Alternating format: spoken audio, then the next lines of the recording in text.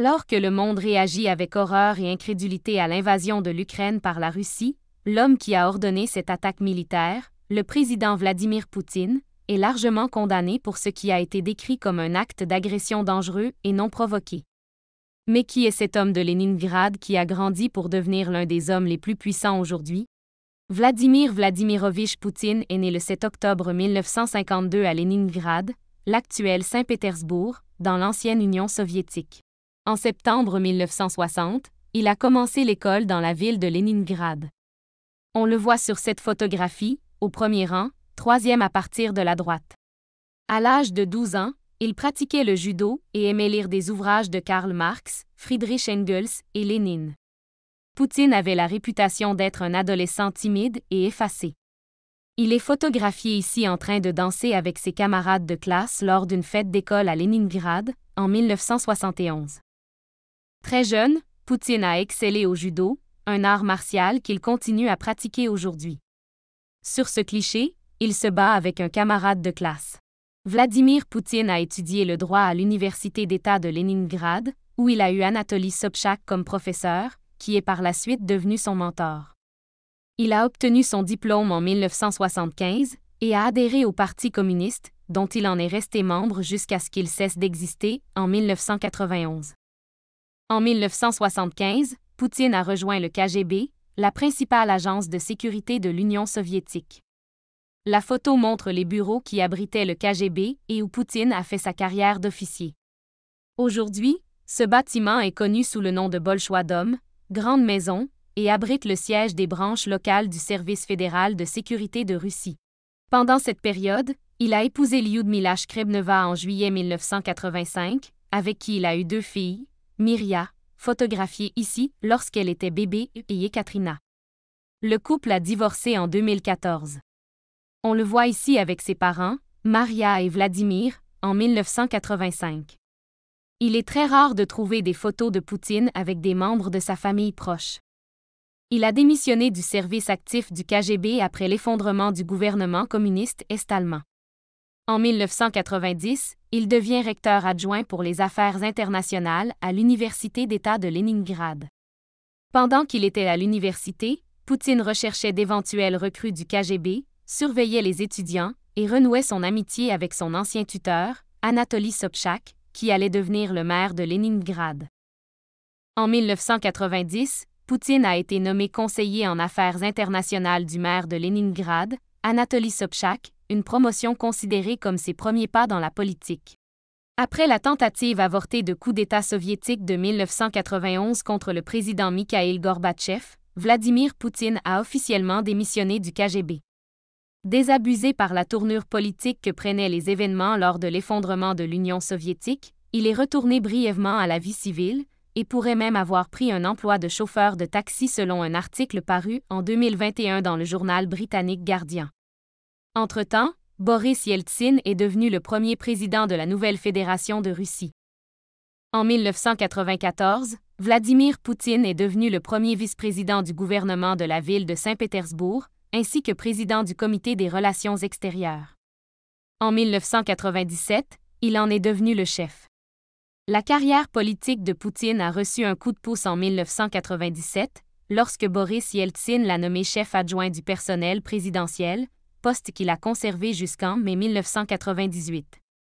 La même année, le président russe a confié à Vladimir Poutine le rôle de directeur du Service fédéral de sécurité, FSB, principale organisation de renseignement et de sécurité de la Fédération de Russie et successeur du KGB. Le 9 août 1999, Vladimir Poutine est nommé Premier ministre par intérim de la Fédération de Russie. Yeltsin a également confirmé qu'il considérait Poutine comme son successeur.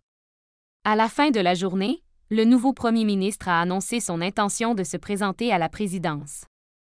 La démission soudaine de Boris Yeltsin le 31 décembre 1999 lui a ouvert la porte de la présidence et le 26 mars 2000, Poutine remportait sa première élection présidentielle. Au cours du premier mandat présidentiel de Vladimir Poutine, la Fédération de Russie a été impliquée dans une guerre brutale en Tchétchénie. Lors d'une visite à Londres, son premier voyage à l'étranger depuis sa victoire électorale, Poutine a défendu l'implication de son pays dans le conflit, comme le souligne le Bureau de la coordination des affaires humanitaires des Nations unies, OCHA. Le 14 mars 2004, Poutine est élu à la présidence pour un second mandat. L'économie russe était florissante et le niveau de vie général a sensiblement augmenté. Plus tard dans l'année, en septembre, des combattants islamistes sont emparés d'une école à Beslan, dans le sud de la Russie. Au total, 334 otages ont été tués, dont plus de la moitié étaient des enfants. En 2005, Reuters a repris la description faite par le président Poutine de l'effondrement de l'Union soviétique comme étant la plus grande catastrophe géopolitique du XXe siècle. Quelques années plus tard, la Constitution russe a interdit à Vladimir Poutine d'exercer un troisième mandat consécutif en tant que président. En 2008, le premier vice-premier ministre Dmitri Medvedev, un allié de Poutine, a été élu pour lui succéder. Poutine a quant à lui été nommé premier ministre. En août 2008, la Russie a mené et remporté une courte guerre contre la Géorgie, qui a perdu 2 régions séparatistes contrôlées par des séparatistes russes, la République d'Ossétie du Sud et la République d'Abkhazie. En 2012, Poutine a été reconduit à la présidence pour un troisième mandat sans précédent après avoir prolongé les mandats présidentiels de 4 à 6 ans. Des groupes d'opposition l'ont accusé de fraude électorale, et de grandes manifestations anti-Poutine ont eu lieu à Moscou et ailleurs dans le pays. En février 2014, la Russie a commencé à annexer la région ukrainienne de Crimée en réponse à l'éviction par les manifestants ukrainiens du président du pays, Viktor Yanukovych, favorable à la Russie.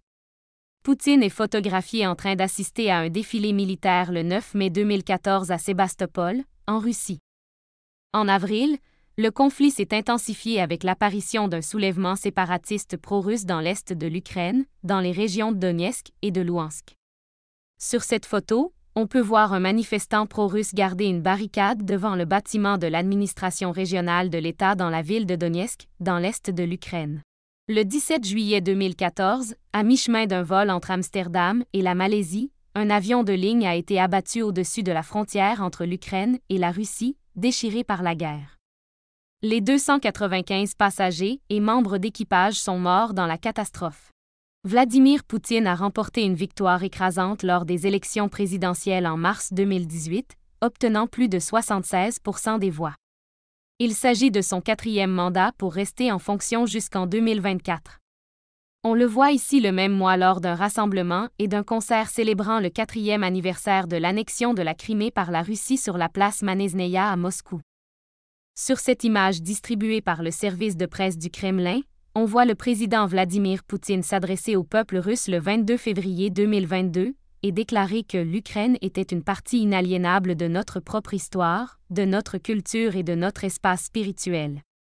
Ce récit a servi de prélude à l'invasion.